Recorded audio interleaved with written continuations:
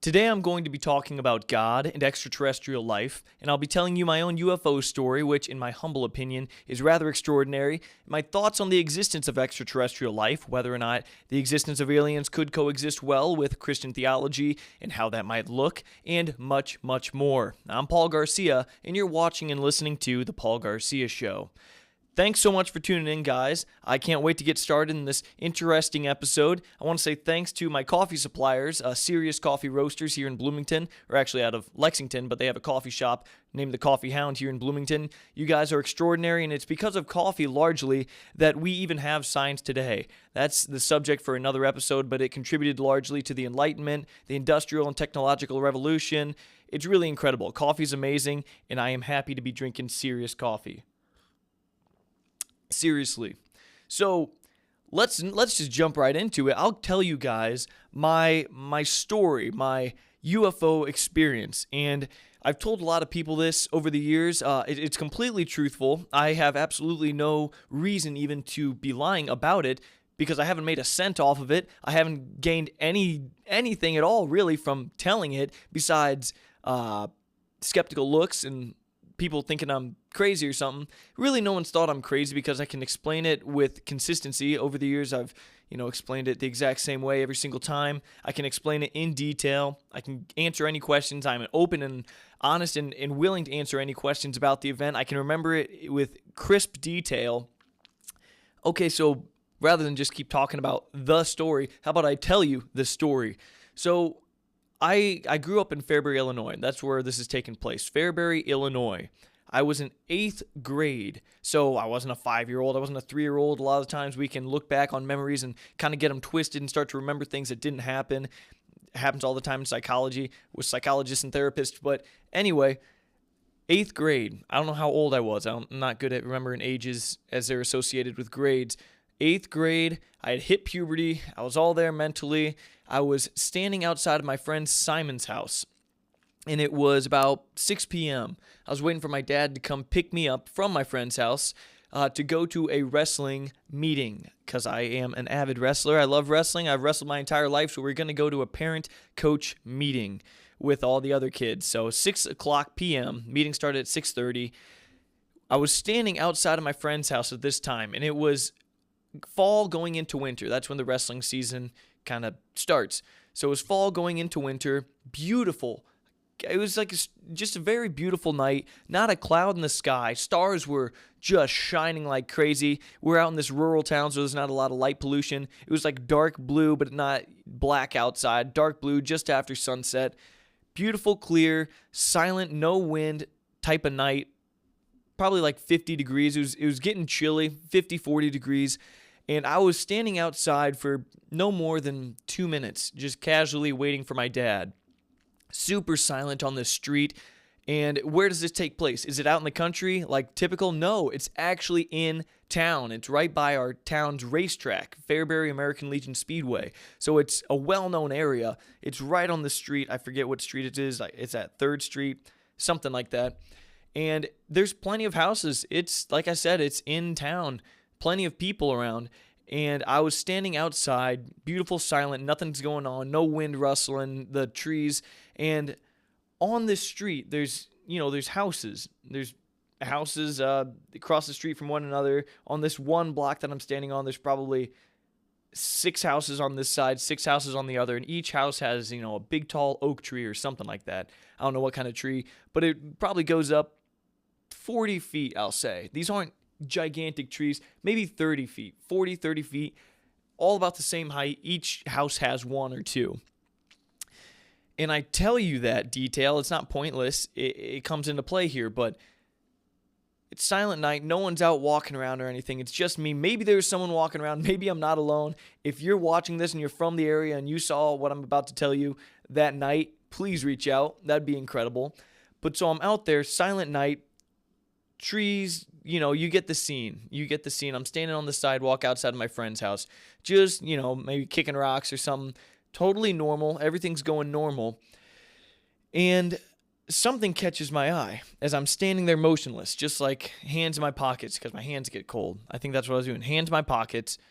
Something catches my eye and I look up right at the tree line, right at the top of these trees. So about 45, no, not 45, 40 feet, 30 feet up. Very close, right above these trees. I see a massive disc coming over the top of them, nearly grazing the tips of these trees, the tops of these trees, nearly rustling the leaves. But this giant disc, I'll tell you the size of it, this giant disc is slowly coming out from over top of these trees. And well, I'll tell you the size first, I guess, here. You can think of a standard road that's in a rural town being, I don't know, 20, 30 feet across. This circular ship, the disc, UFO, unidentified flying object, is just beyond that diameter. Not radius, diameter. The whole width of this thing is probably 40 feet at least. It's big. It's about the size, you can't see my small living room here, but it's about the size of a living room, a little bigger probably. So it's freaking big. It's bigger than the street is wide. So anyway, from just over the top of these trees comes this UFO, this circular UFO, and I see it coming out, and I immediately stare as about a quarter of it has passed the tree line and is now exposed. It's not behind the tree. So more and more of this thing is coming out past these trees. And I'm seeing it. It's right there. And anyway, I start to see there's lights around the outside of the circumference of this, along the circumference of this disc.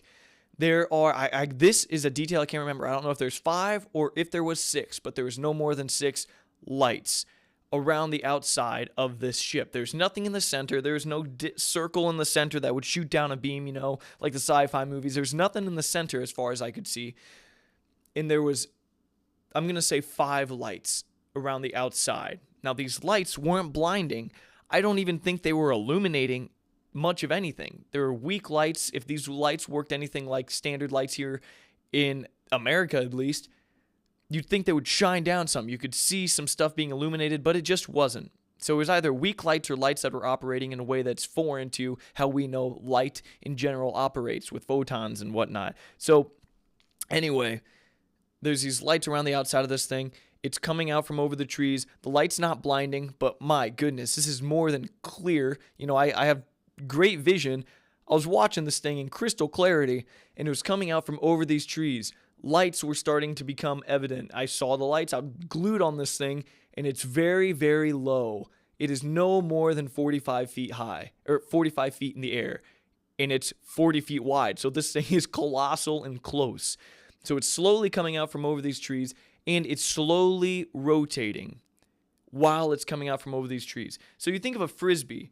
You can kind of track, if here's a circle. As it's flying, it's like this front point becomes the back point like this, and you can kind of tell how it's going to spin. The spin is directly linked to its travel through space. Not the case for this. This was spinning not quickly at all, but it was spinning faster than it was moving through space. Through not space, but through the air right above me. So its spin it seemingly had nothing to do with its travel through the air.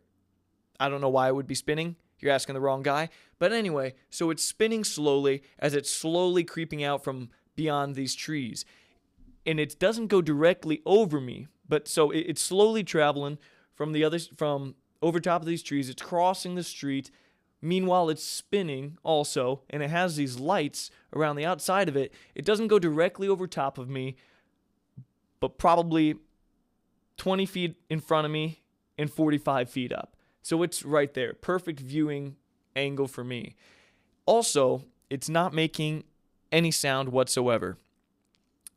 And so it comes over top of these trees, and it's about to go over top of some more trees, but there's not really trees in Simon's yard, so it just keeps going. Here's what happens though. So the whole thing probably lasts 7 seconds. Because it's not traveling far. It's going slow. You can cross the street in 7 seconds easy. So this thing is going 1, 2, 3, 4, 5, 6. Probably 5 or 6 seconds. 7 seconds is a little too long. 5 or 6 seconds, this thing is going across the street, and I'm just watching it. And, I mean, it's so close and so big. If I had a baseball, I'm confident that I could have cracked it one time, which would have been gnarly. I would have had to have thought quick if I want to hit that thing with a baseball. Then maybe something crazy would have happened. I don't know what would have happened, but I could have hit it with the baseball. It was so close, and it was so big. Here's where stuff really gets crazy, though. So it crosses the street. It's in front of me. It goes just a few meters further. And this thing's very visible. It's very huge. And all of a sudden, disappears. It doesn't zoom off. The way I put it is it was like these. It was like the things in the ship, whatever's controlling the ship. I don't know. It was like they left their lights on. They were like, "Oops, we forgot. We're not invisible." Boop. Split second, invisible. Doesn't zoom off at light speed. Doesn't do anything. I mean, maybe it did zoom off at light speed. It didn't make a sound. It just became invisible. And it became invisible right above my friend Simon's house. It wasn't directly above it. It was just, in that area. I don't think it had any reason to have turned off where it turned off other than it was just like, whoa, oops. So this thing that I just watched for like 5-6 seconds just disappears. But man, it was close. Man, it didn't look like any type of, any human machine, flying aircraft that I've ever seen. But that's the story. And I stood there for a second. I'm like, well, that definitely just happened. And so I stood there for like 2 seconds probably. Then I walked inside. Didn't want to freak myself out. Walked inside Simon's house. Told him, it's cold outside. So I don't know. I wanted to wait inside, I guess. And his mom, she's there. And she says, oh, that's okay. Whatever. Stay inside. And so I went and see Simon. He's playing video games. I'm like, dude, I just saw a UFO, I think. I didn't say I think. I knew what I saw. So I said, I think I just saw a UFO. No way, standard, whatever. He didn't really care. He's preoccupied with video games.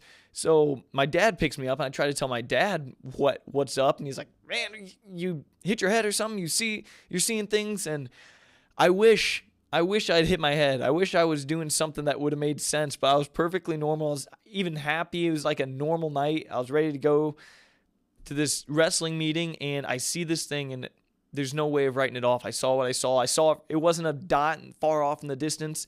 It was a circular thing right there. And my biggest thing is when it turned invisible, I was like, please don't reappear over top of me. So that's why I really walked inside. I only understand my thinking looking back now, years later. So this is 8th grade. I don't know how old I was. It was a decade ago, I think. So, yeah, that happens. Okay, there's the story. I've told it many times without any details changing at all.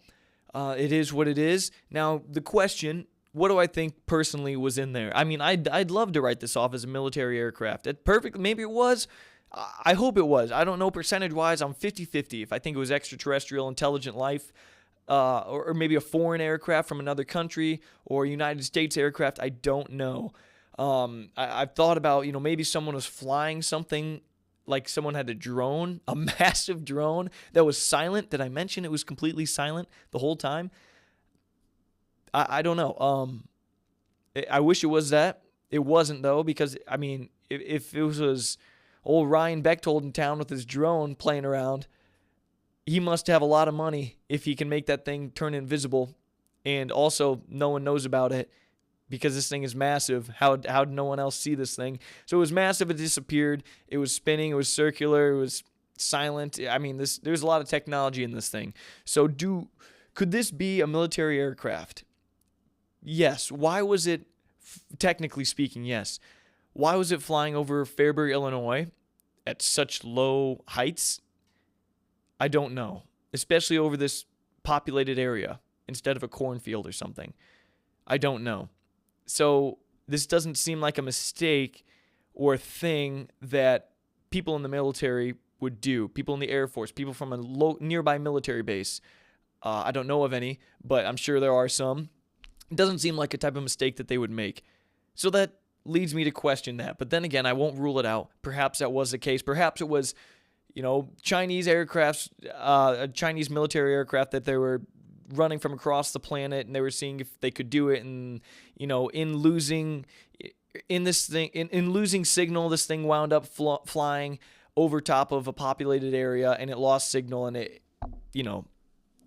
turned not invisible at the wrong time. I don't know. These are all possibilities, but another possibility that you can't necessarily write off is that it was extraterrestrial intelligent life flying over this area, and they forgot that their lights were on. It's weird. I don't know which it was. Intelligent alien life or military aircraft. I'm going to go ahead and write off local guy with advanced technology just because that doesn't quite seem plausible. But it makes you think. I don't know what it was exactly, but it was sure interesting. And it was kind of a pivotal point in my life. Not really. I don't want to make it seem that dramatic. But it sure made me consider the potential existence of alien life out there in the cosmos. And not only that, but that they are here, or at least visiting here from time to time. For what reasons, I don't know. I've pondered that. Maybe we'll talk about that later. Let me take a sip of coffee here. You know what? Before we go too far down the rabbit hole, how about I tell you about a couple of our incredible sponsors today? Starting with Hoffman's Little Acres. Actually, not starting with Hoffman's Little Acres. Starting with Ultra Physical Therapy in Lexington, Illinois. These guys are absolutely incredible. I love this place. They know what they're doing. They make people feel better.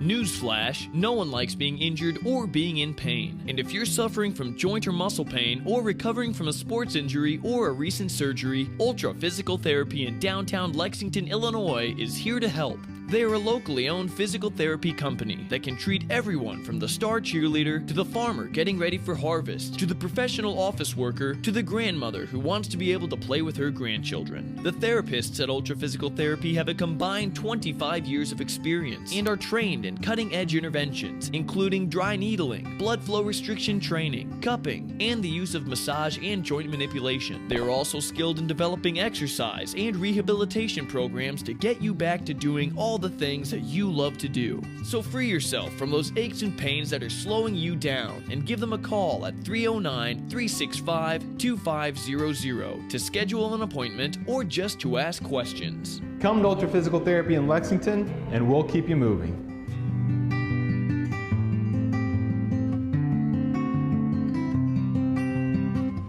Incredible place. All right.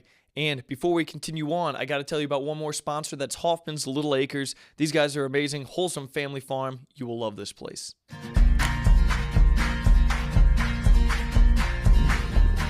Hoffman's Little Acres is a family-owned and operated farm in Fairbury, Illinois that raises their animals the way God intended. They sell meat and dairy products as well as eggs, honey, and locally renowned goat milk soap alongside other popular bath products. And it's all sourced from their very own wholesome farmstead. Reconnect with where your food comes from when you come and visit this fun family farm where the animals have names, not numbers. Animal visits in the spring and summer by appointment only. That's Hoffman's Little Acres in Fairbury, Illinois, a wholesome family farm.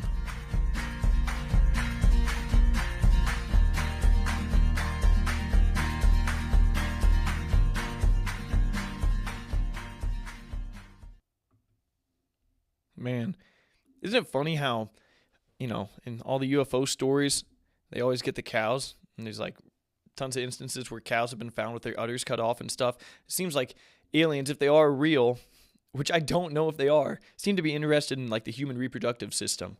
And you always hear these weird descriptions of what aliens look like and stuff, and they're always like lacking in that department. And I don't know, just interesting stuff. You never know what's true, You don't watch too much Ancient Aliens. I like to consider myself to be not a crazy guy when it comes to aliens and stuff. Again, I don't know if they're real at all. It wouldn't surprise me at all if we are alone in the cosmos. We'll talk more about that in a second. But yeah, you try not to be crazy. I like to think of myself as not a crazy alien guy. I don't think about this stuff much. I just thought it'd be an interesting podcast episode, especially when associated with God. I think that would be rather interesting. Let me double check on a thing here. All right, we're good.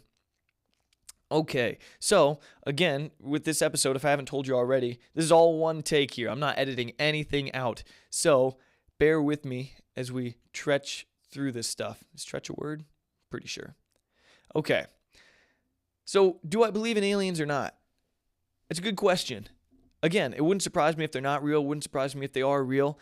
There's a few things to consider when you ask that question. So the universe, there are calculations and formulas that have been, I don't know, created to figure out just how likely it was that human life even exists on the planet. And it's exceptionally small, the likelihood that we could even exist.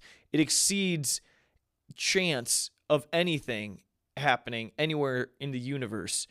Mathematically, it's implausible that we would exist, which kind of points to God largely from a mathematical standpoint, as much as you can point to God from math. But it's exceptionally rare. There's a book. Who is it by? I forget who it's by. I don't have enough faith to be an atheist. I don't think anyone's an atheist. I think it's kind of wired in us to believe that there is something beyond us. It just is, which is another testament to, the idea, the concept of God existing. That's, again, a topic for another episode. But do I believe in aliens? That's a question that I want to answer right here. Do I believe in not only extraterrestrial life, beyond the world, the planet Earth? Do I believe there is life out there? I think there's absolutely life of some sort, albeit simple life, bacteria on other planets. I think that it's so strange. I'm not exactly sure what the life-giving agent is that makes stuff animated, that makes stuff move. There are chemical reactions on other planets, absolutely. But what makes stuff move? What's that life-giving particle, that life-giving substance? I'm not sure. I think that can exist elsewhere in the universe, absolutely. This whole consciousness thing is different, though. Consciousness. What is consciousness? There's a lot. We could go really deep here. There's a lot of theories as to what allowed consciousness to exist and manifest in the first place. There's the old stoned ape theory is one, and that's that, we had these apes that were not self-conscious. What's that mean? Things are conscious. Chickens are conscious. That cow in the last commercial was conscious. He had a conscience. I don't know if that's the right word. I'll just say he was conscious. But self-conscious is something entirely different. Being conscious, knowing of the self, knowing that you are here. One of my favorite quotes is by, who was it? Not Georges Lemaitre. That's a priest that I'll talk about later. It was Descartes. I forget how to pronounce his name correctly, but it was, I think, therefore I am. That's profound. You know what that means? That means he was searching for the one thing that he could know for sure, because you could really dilute everything, or not dilute, but break everything down into being an unknown. You don't know, is this Patagonia? Is this gray, right? Even more fundamental question, is this gray? Well, it depends on what you mean by gray. Can we be sure that it is even of color? Is it my eyeballs playing a trick on my brain? What even is my brain? Is my brain doing the thinking? Is this all an illusion? Blah, blah, blah. Is anything real? You can never really know for sure. So Descartes was fascinated by this idea. What can I know for sure? He's probably halfway maddened. And he finally came to a eureka moment, which was this. He thought, I think, right? I think. Therefore, I am. Which means because I am thinking, I exist. That much I know. That much is unarguable. There's people like Elon Musk who believe we're all in a simulation. Maybe there's a Paul that really exists in the physical world that's controlling this Paul, or maybe there's someone that just controls me and they're not Paul. Who knows what they are? Alligator lizard people controlling this, but still, I think, therefore I exist. I at least know that much. Maybe I'm a digital simulation. I don't know. But I know that I exist because I think. I think, therefore, I am. So, I have knowledge of the self. Animals might not have knowledge of the self. They don't have knowledge of time either. Therefore, they can't look ahead and think, I'm going to be here in a while. They're very instinctual. It's hard for them to sacrifice now for the good later. They don't understand that there is a timeline. on which if you wait, you'll travel through this timeline as though it's a distance on a physical plane, and you will wind up here, and how you work here and how you operate here, the decisions you make here will affect you later on this timeline that's not physical but metaphysical. They don't understand that, as far as I know. They know that they crack a nut here, later on, for some reason, their stomach doesn't grumble and they're not in pain. Crack nut, eat it, not in pain. Or maybe that's the wrong thing. Maybe they save a monkey here. A monkey saves a monkey here, a baby monkey. So a mother's like trying to protect her baby monkey. This other monkey, male monkey, protects the baby monkey from, other alpha monkey that's trying to kill that baby monkey. And he just does that for some reason, but then he realizes later, he's like, okay, now this lady monkey is nice to me. He doesn't understand what he's doing. He doesn't understand the timeline. He doesn't understand future, past, everything like that. I don't believe that animals really do in the same way that we do, nor do they understand the self. They're not really having existential crises existential crisis is a crisis of wondering why you exist. It's existential. So anyway, good heavens. Are there self-conscious beings out there in the cosmos? Perhaps. Perhaps there are. Okay, fine. Do I think there are? To be honest with you, do I think there are self-conscious beings out there in the cosmos, out there in the universe? When it comes down to it, I think so. I think if we've defied the odds as human beings enough to exist, I think there is intelligent life out there as well. That's, not just us. However, you start to run into God stuff here in the origins of life. What if, is it plausible that human life began on this planet long ago? Say, how long have humans been around? I don't know. I know the universe is like 13, 14 billion years old. The planet's like 4 billion years old or something. I don't know when the first monkey thing stood straight up. The Homo erectus or whatever. I don't even know what we are. Homo sapiens sapiens, Homo erectus sapiens. I don't know. The first human-like thing, though, that could have happened a long time ago. There could have been some other human-like thing before the dinosaurs. Correct me if I'm wrong. Maybe I'm wrong. I hope I'm wrong. There could have been human beings that evolved. Maybe even Adam and Eve started off and they evolved and they were doing really good. And these beings got really smart. They had an Elon Musk millions of years ago. And all of a sudden, they knew a comet was coming because they were so smart and they fled. They got the heck out of Dodge.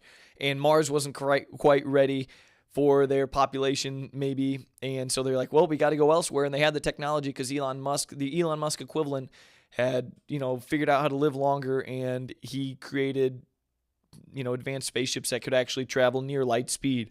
So anyway, they did that, and then, extinction event, then it all started over. Meanwhile, their whole population's light years away, or maybe millions, billions, trillions of miles. I don't know. Maybe they were away while all this was going down. All of a sudden, dinosaurs evolve, and then they die. And then a new Adam and Eve, or at least genetic Adam and Eve, they begin, and then they form what we are today. Meanwhile, our ancient ancestors that were so good and environmentally friendly that they picked up all the evidence that they were even here, they left no residue. Maybe they were gone. Maybe they are gone. Maybe they knew that they would. Maybe they left signals and everything that we just haven't been able to tap into yet because we're still dumb. But they've had millions of years to evolve, and they're just insanely intelligent, and they've transcended the need to talk, so they're speaking telepathically. They've transcended the need for clothes and reproduction even. Because none of them die, so I don't know. They just don't. Who knows? All this is happening over here, and we're still dumb right here. And this is all just a theory. I don't believe it at all. I think it's complete foolishness. But anyway, that's a theory. The question I was trying to answer was, again, do I think life exists on other planets? Yeah, so let's see if I can circle back here. So maybe we came from the same place, maybe we didn't. Let's talk about Adam and Eve. In Christian circles, through different denominations, it is, sometimes people think it's sinful, and in certain Protestant denominations, they think it's sinful to believe that Adam and Eve was anything but true 100,000,000% fact, the more fundamentalist types. Catholicism, go Catholicism. Where's my phone? I always like to ask this. Hey Siri, who founded the Catholic Church? Jesus Christ created Catholic Church. There we go. Boom. That's what I'm talking about. The Catholic Church was the leader of the scientific revolution without a doubt. They had a huge part in the Enlightenment. The scientific method wouldn't have happened, at least as early as it did, without the Catholic Church. The Catholic Church has been a leader in science for so long, and they still are. Father Georges Lemaitre, I don't know how to say his name, was the one who was a Jesuit priest who came up with the theory of the Big Bang alongside Edwin Hubble. So it's like, we're just pursuing truth, and since God is pure truth, all we're doing is seeking God in every single pursuit of truth. And so in our formation of beliefs and doctrine and everything and scientific understanding, Catholics, it's not necessarily doctrine that we believe Adam and Eve absolutely happened how we believe it was written on like 2 pages in the Bible. So maybe there were other Adam and Eves elsewhere, right? We only got a book that we could handle. God wouldn't give us more than we could handle, as the saying goes. He inspired divine words to be written in this book that we could comprehend. He said the world was created in 7 days. How does that even make sense? Because the earth didn't even spin at 24 hours, a 24-hour rate back in the beginning of the planet. It spun faster, if I understand correctly. You can't be thinking about the literal days, A lot of this is metaphor, it's poetic, but it was what people could understand back then. Maybe if we redid it all right now, we could write it in much more advanced ways, and God would inspire us, the prophets, to write in ways that would just blow our mind. It was revolutionary back then, but it was all that they could handle. If he said, it all began with, a singularity in all of the matter of the universe was so dead. Like, you could go into the science of it all. It would have been another language to the people back then. They would not have understood it. Could God have implanted, an all-knowing brain into all of them? He could have, but that wouldn't have really been in God's nature, because God doesn't, work that way. He doesn't corrupt your free will. I think he lets humanity evolve as it will through products of their free will. They decide to do more good, they go a more good route. They decide to do more bad, they'd go a more bad route. And he has to let them do that because of free will. Why does God even let us have free will? Well, it's kind of like the law of love. In order to have someone love you, they have to also be free to not love you. They have to have that aspect of choice. In order for love to be true, it must be a choice. You have to choose to love. You can't try forcing your girlfriend to love you. And maybe she says it, but it's like, that's not love. It ceases to be love at that point. There's the aspect of free will is absolutely fundamental, foundational to love. So God had to give us free will in order to let us love him. And in doing so, he also gave us the capacity to turn away from him and not love him. We could go deeper and deeper into that. But maybe there are other Adam and Eves or origins of different life on other planets. Who's to say there's not? Just because it wasn't written in the Bible doesn't mean it wasn't a thing. It's not truth. That's the difference between Catholics and a lot of Protestants, is the sola scriptura mindset, philosophy, that everything that you need to know is in the Bible. And maybe that's true, that everything you need to know is in the Bible if you can decipher it and draw from the principles laid out in it, the guidelines for all the decisions you'll make in your life. Sure. But the details of the cosmos, if you want to learn about the inner mechanisms and the details of a black hole, you're not going to find it in the Bible. And it's okay to wonder about things beyond what's written in the few pages of the Bible. You think that the answers to all questions of the universe are in the Bible. incorrect. Incorrect, I mean. Anyway, so life on other planets and God. God could have made life on other planets. I think there's a Bible verse. Maybe it's not even in our Bible. Maybe it's when it wasn't a deuterocanonical, but some extra biblical book. Maybe it's actually in there. I remember my grandpa telling me it. It was some verse. It was like God spoke to Moses on a mountain or something and said, "Other worlds I have many, but for them I have not come." Something along those lines. That's fascinating. Has Jesus come for them? Maybe those other Adam and Eves didn't even commit original sin. Wouldn't that be crazy? Lucky them. Maybe that's why they're able to travel through space at light speed and stuff. It's completely possible. Who knows? Who knows? Or maybe they're just human beings from our planet Earth, post-Adam and Eve or pre-Adam and Eve. Maybe there were 2 rounds of Adam and Eve. Maybe they had another Bible back then. They took it with them. Who knows? It's just fun to kind of speculate these things. And maybe they were more well-adapted back then to the presumable extreme heat that they used to have back in the day. I don't know. Who knows?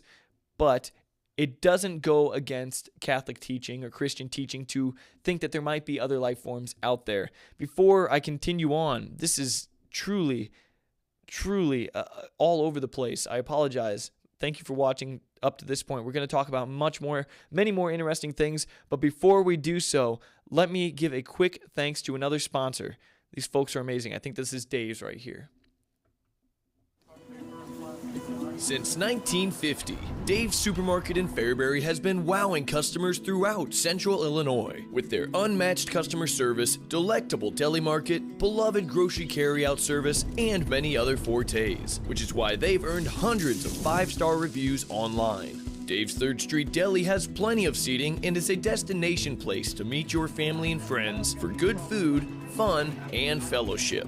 Not only is their home-style fried chicken here the best around, but you can also enjoy free coffee and 50-cent ice cream every single day. And be sure to check out their Old World Bakery while you're here, where freshly baked goods are prepared every morning. You'll find hundreds of unique and signature items here at Dave's that you won't find anywhere else, like their famous potato salad, ham loaf, and canned meats, just to name a few. Dave's Supermarket is open Monday through Saturday from 7 a.m. to 8 p.m. and offers online shopping and curbside services. Come experience this revered location that puts the super in supermarket when you shop at Dave's in Fairbury, Illinois, wowing the customer for over 70 years. Incredible folks at Dave's Supermarket. Everyone loves Dave's in Central Illinois. Man, I'm so glad they sponsored this show. You're amazing, Dave's. Go shop at Dave's if you're in the area. Or not. Fairbury Furniture is Central Illinois' premier furniture store. This family-owned business offers a vast selection of premium furniture items from all of your favorite brands, including Sealy, Best Home Furnishings, Leather Italia, Tempur-Pedic, and Ashley, just to name a few. And right next door to their gorgeous 7,000 square foot furniture showroom, you will find the Fairbury Furniture Mattress Store, home to all of the latest and greatest mattresses in any and all sizes. Also inside Fairbury Furniture is the popular WC Market, a beloved shop that offers an ever-changing selection of unique gifts and fashionable home decor. Here at Fairbury Furniture, the staff is always helpful and friendly, and they are well stocked with all the mattresses, tables, chairs, recliners, couches, and decorative pillows that your heart desires. So make your home interior beautiful, comfortable, stylish, and delightful when you shop at Fairbury's own Fairbury Furniture. Come on down to Fairbury Furniture, where the furniture rocks.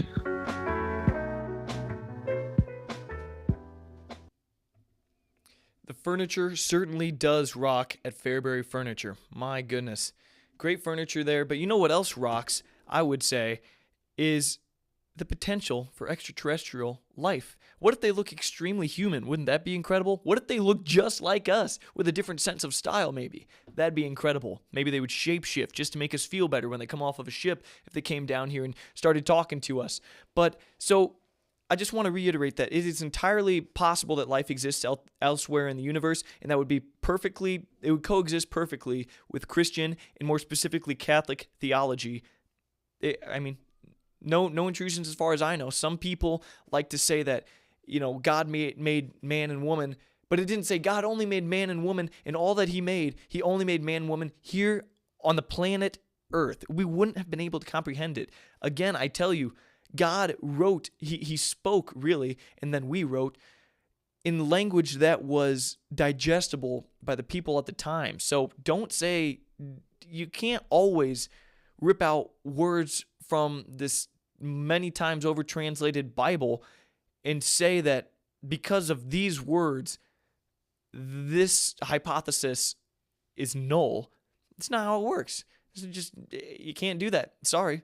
But so it's perfectly reasonable and okay to believe that life might exist out there in the universe.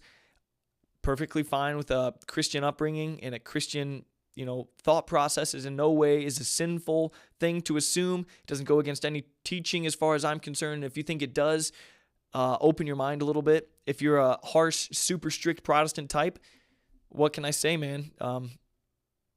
Chill out. Don't be so stern. Open your mind. We're just pursuing truth, right? We're just studying God's creation after all. God is ultimate truth. You can't be too curious. You can't. You can't learn too much. Knowledge truly is power. It's uncovering details of existence and reality. Perfectly fine. And you're not ever going to stumble across anything that's like, oh my gosh, this disproves God. And if you do, it's truth. I mean, so whatever. You have to risk uprooting your long-held beliefs, as uncomfortable as that may be, in the pursuit of truth. You have to also risk being extremely offended in the pursuit of truth. Truth is the ultimate thing. The truth will set you free.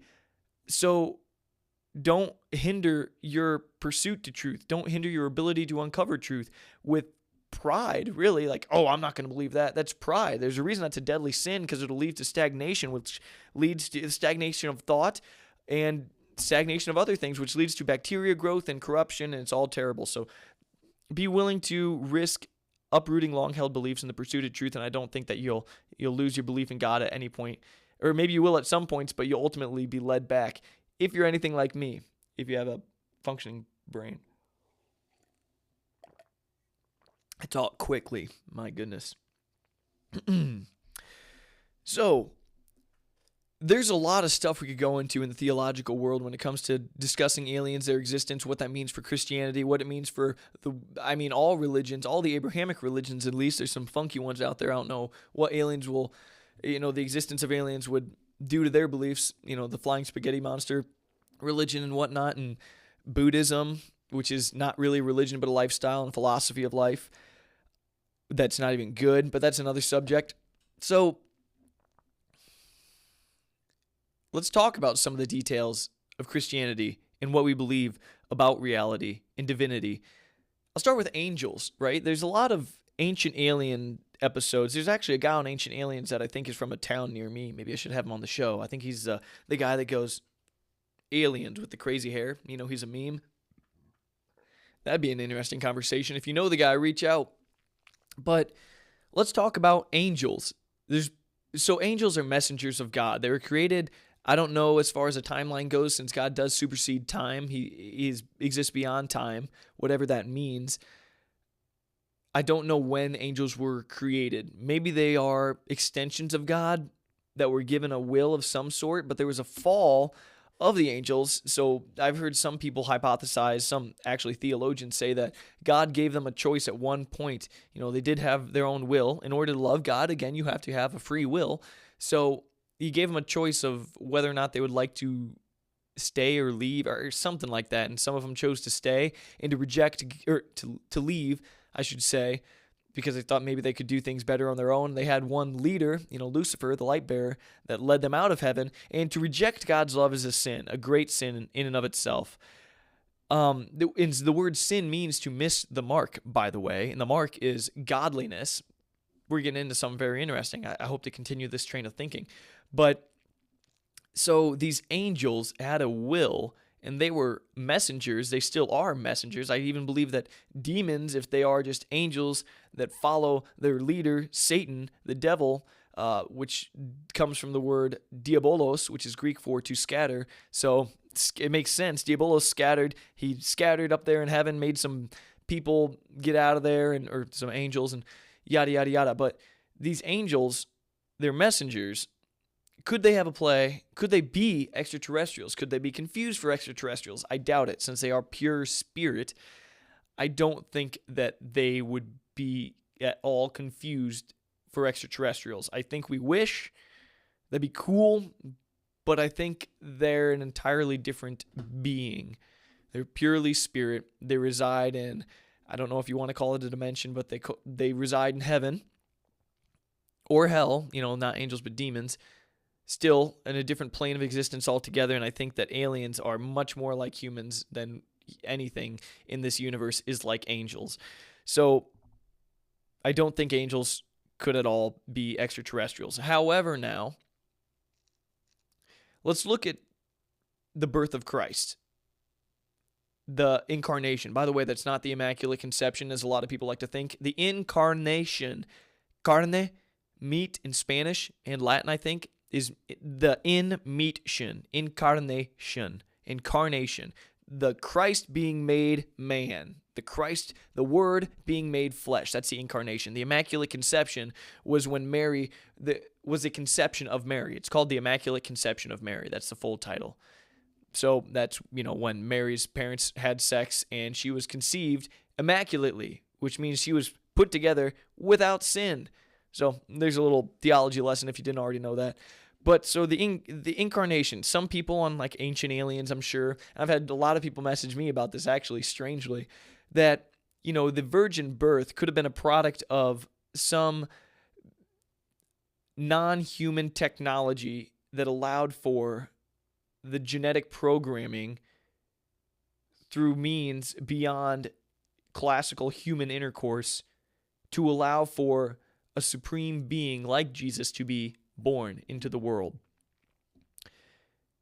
It'd be weird. You'd have to assume that these beings with the advanced technology that allowed this, that made this thing happen, would have been of divine origin, because Jesus did claim he was then God and he died for our sins and everything like that. But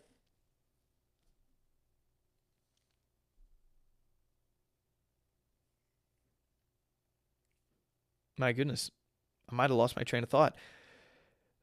But to think that it was a product of extraterrestrial intelligent life in our cosmos that was unrelated to God would be foolish. You have to, if you're thinking anything, this has to do anything with aliens or anything, you have to assume that they are also of divine origin. They had something to do with divinity. But the way, there's these Renaissance paintings look really weird where, there's UFOs in the background and stuff, but some people think that when the light descended upon Mary or something, that'll, these angels were actually aliens that were talking to her and Joseph and whatnot. Not true. It can't be true. Again, we wish. Not the case, because it doesn't make sense. They would have to be divine beings if they were talking about God and whatnot. And, aliens probably, as far as I know, as far as I'm willing to consider, they had a physical form, much like humans, a humanoid form. They're not purely spiritual like that, and I've never really heard anyone describe that seen aliens or whatnot, or claims to have seen aliens as describing them as spiritual or anything. So I think all those events are totally separate from intelligent extraterrestrial life. Now, maybe God has had his play in extraterrestrial intelligent life out there in the universe. Maybe he didn't even have to send, maybe their Adam and Eve didn't commit sin. Maybe he didn't have to send, or original sin. Maybe he didn't have to send Christ or anything to die for his sins. I don't know. It's all just weird, crazy stuff. But there are weird events, miracles in modern day. Just past 100 years ago was the miracle of Fatima in Fatima, Portugal, where Mary appeared to 3 children on a semi-regular basis. And as a sign that she was, after the kids kind of pleaded for a sign, as a sign that this really was happening and that the kids weren't lying, she said that she would, Mary, this apparition of Mary, who was speaking to these kids, said that she would create some incredible miracle that everyone could see on, I forget the date, October something, 1916, I think, or 1918, I forget. And anyway, thousands of people from all around came. There's newspapers taking pictures and whatnot. And sure enough, on that day, it was sunny, or no, it was actually pouring rain, and all of a sudden the sun came down, hurtled towards the earth, and everyone freaked out. They thought they were going to die for sure. And then it started changing colors, and it flew across the sky and spun, and all sorts of stuff, and then it went back up in the sky after giving everyone a near heart attack, and all their clothes were dry. And this wasn't a 1,000-year-old story that could be stretched. This was recent. It was documented in newspapers and whatnot.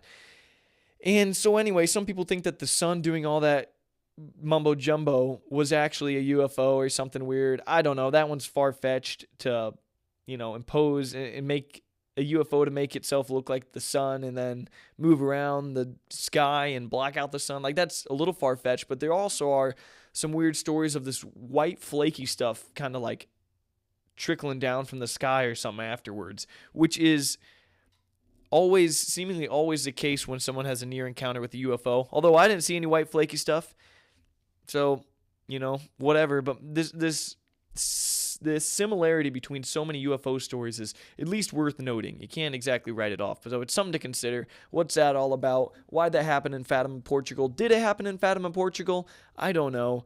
Is there something about, when you tear it up in the sky with like a UFO, maybe it does something to the atmosphere and something trickles down like some condensed water. Maybe it looks like snow. I don't know. Maybe when you go at supersonic speeds, there's some white stuff that falls down, or I have no idea. I just came up with that. And maybe when Mary did that with the sun, maybe she couldn't have done it. She could have done it with the sun. Maybe God could have done it with the sun, by the way, because it's actually God works through Mary, and Mary intercedes for our prayers to God. As far as I understand, it's not Mary doing the things. It's kind of God working through Mary, but goodness gracious.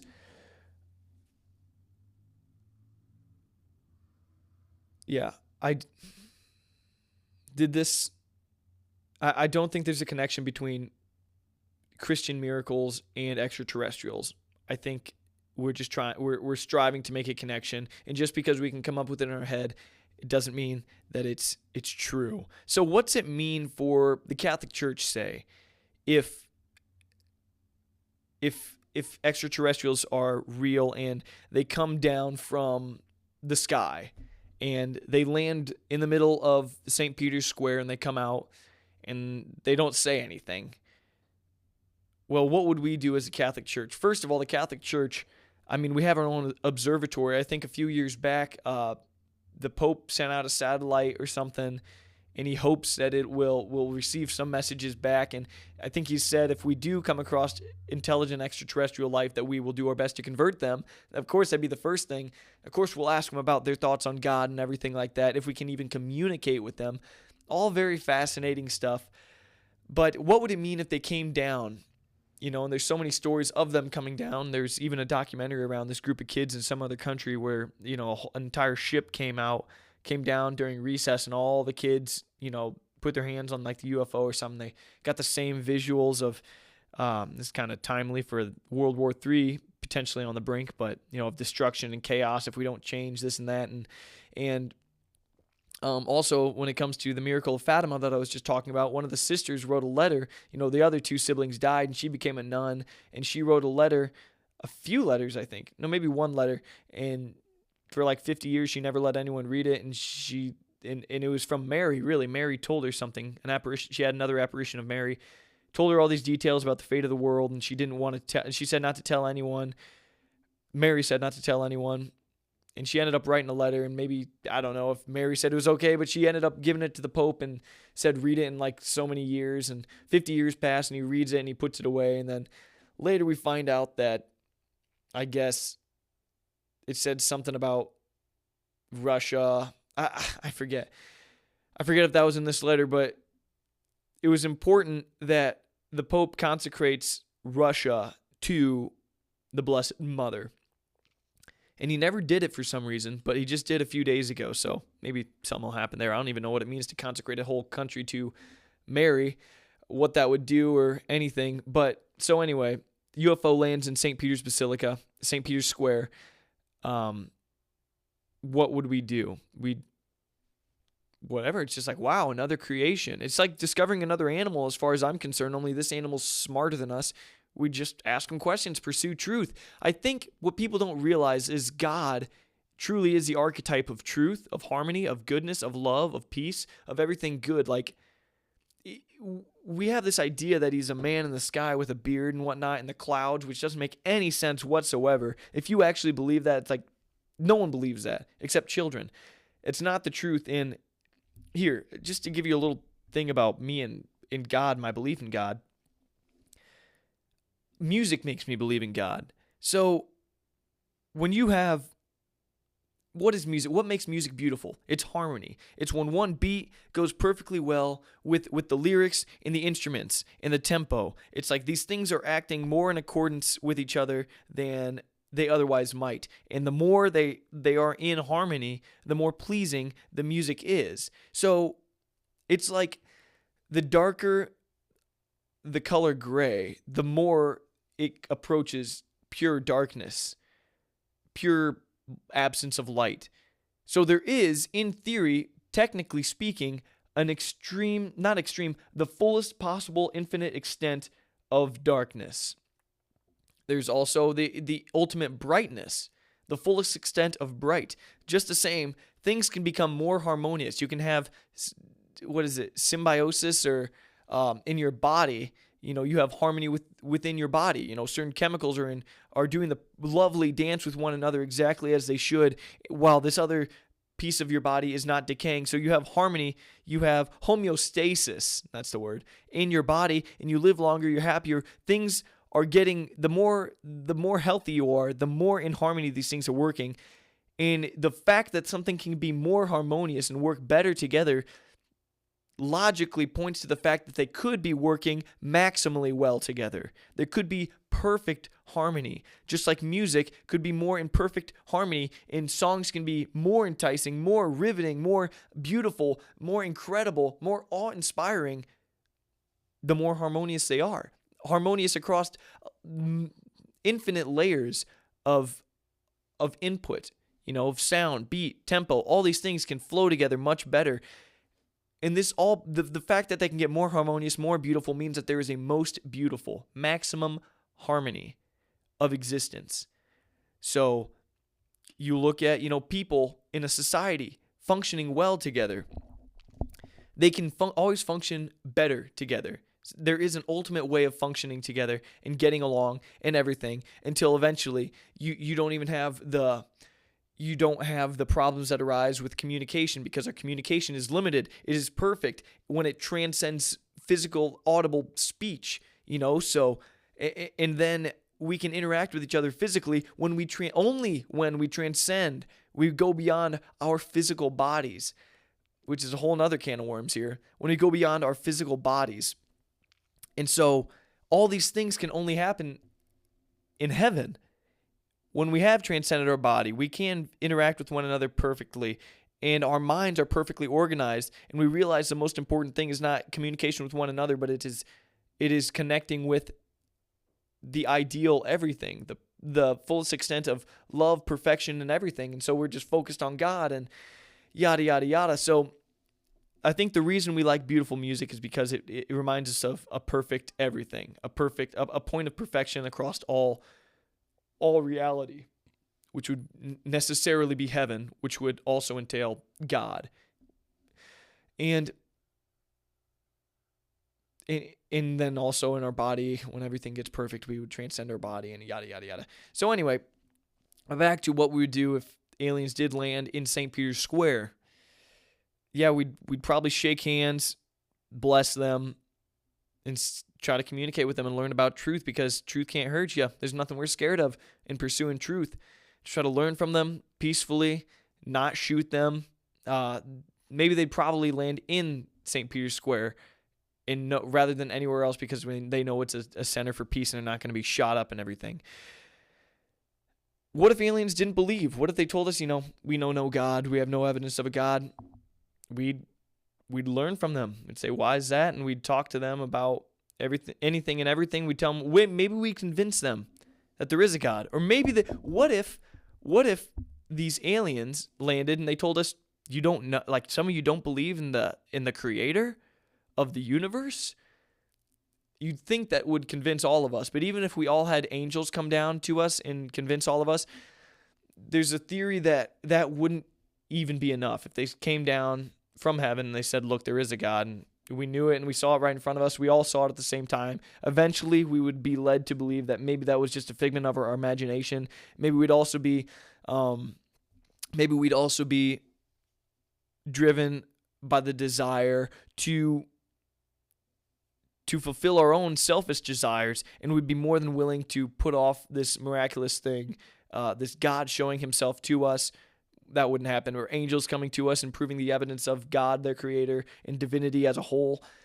Sometimes some people don't think it would be enough. We'd quickly convince ourselves that it didn't happen or it's not real, or maybe we'd just know it's real completely and still decide to turn away. After all, we'd have to have free will in order to love, so that free will would always be available to us. So we could choose not to love God very easily. I think that might happen. So even if these angels did believe and they told us they believed, maybe that wouldn't be enough for everyone because we have free will. And what if they did? Yeah, I mean, if they did, yeah. So this has been a long discussion.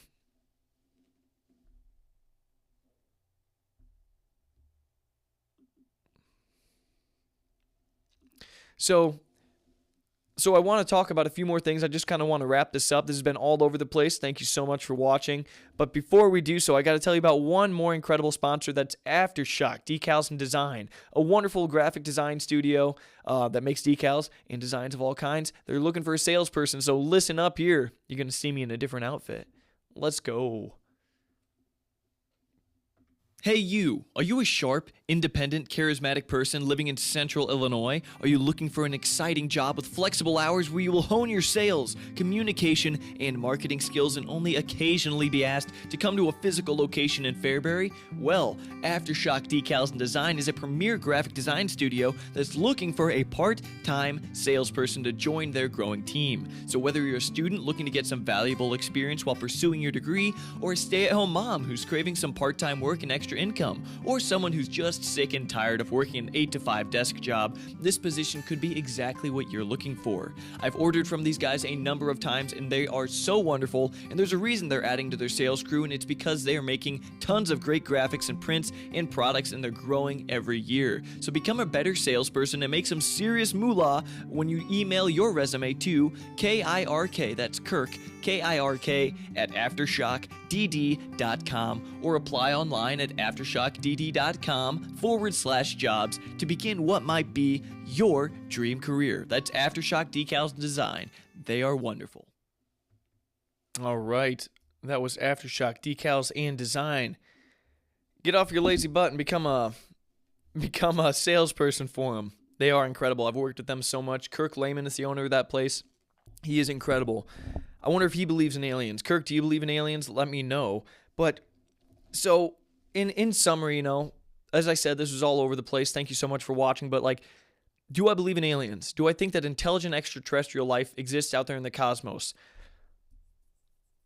I'm 51% saying yes, I think they do. Just from the math alone, the fact that we've been able to do this and exist, and I think it completely makes sense with God as well. Why would he just make just us? It makes you think beyond things that you ever thought, especially if you're a Christian. I think intelligent extraterrestrial life does exist. I think I've heard too many things. I don't know. Maybe I'm a conspiracy theorist of some sort. Maybe I'm too gullible. I've seen the Pentagon footage. I saw that UFO when I was in 8th grade, and it just makes me again, I'm 51% that way. I'm more than happy to believe that they're not real.